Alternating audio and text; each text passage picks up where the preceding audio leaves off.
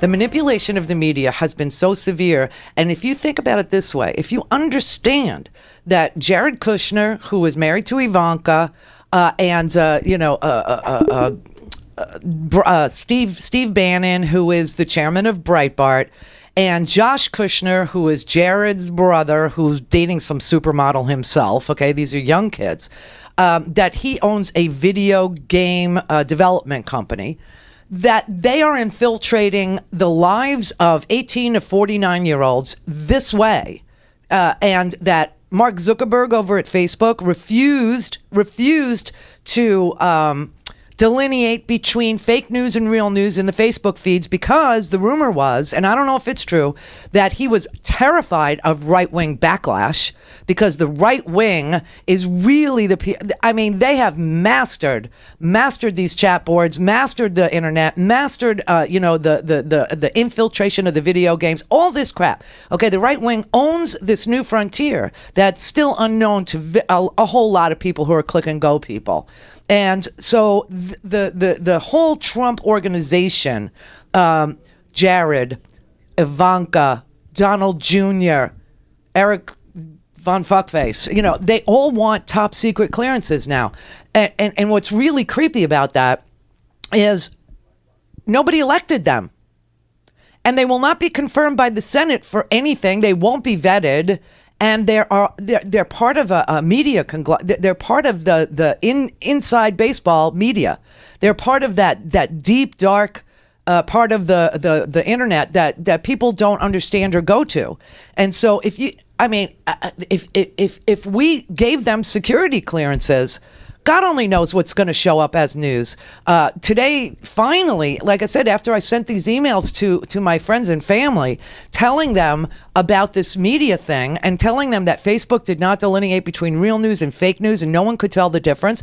Yesterday, I Googled election results because I was trying to figure out when they would call New Hampshire, right? And so during one of the breaks, I Googled election results, and I get this conspiracy website, this fake website that said that Donald Trump and Hillary Clinton got 69 million votes apiece, or that Donald Trump got 69 million votes and she got 6. And I knew it was false.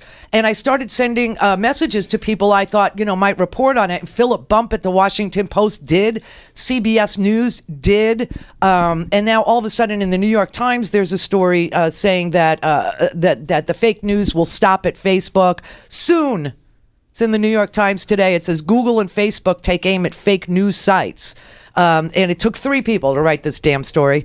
But it said, Google, because it was the top search result. It was the number 1 search result I got on Google when I Googled election results.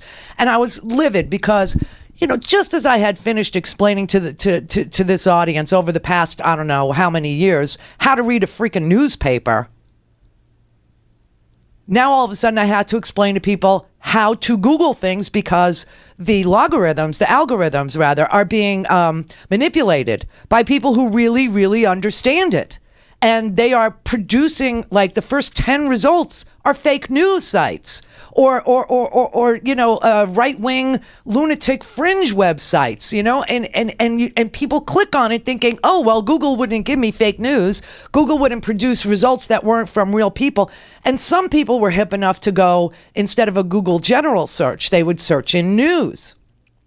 It's happened there too. That's where I Google. I Google in news because I don't want to see the whole internet. I want to see news. So yesterday when I was Googling election results, I was Googling inside the news app, right? The Google News part of Google. And that's what I got. And then the next 5 were all weird websites. Weird, like none of them were real. So finally today, the New York Times said, over the last week, 2 of the world's biggest internet companies have faced mounting criticism. You're welcome. Over how fake news on their sites may have influenced the presidential election's outcome.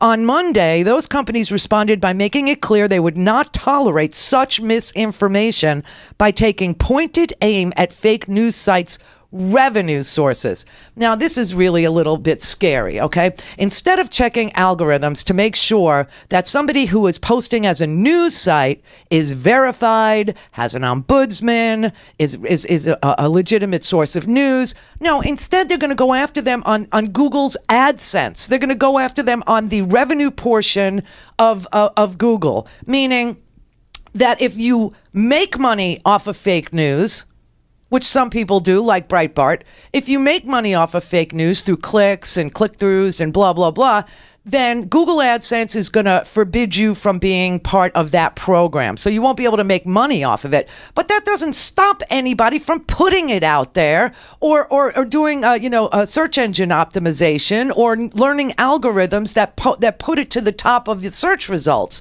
So this is a half-assed effort to do it. And by the way, it's going to have the opposite effect. Places like The Onion, which are, satire, they're going to be blocked from making money because it's a huge, and even though we identify ourselves and we say what we do, we say that we're a progressive we say that we're a progressive entertainment organization that concentrates on politics. We say that we use journalistic standards, blah, blah, blah. Who the hell knows what's going to happen to us now? Who the hell knows if we'll be able to, be part of Google AdSense, which is, a little bit of money. It's not a lot of money, but we do make every penny we can to support this thing with every, idea that we can think of.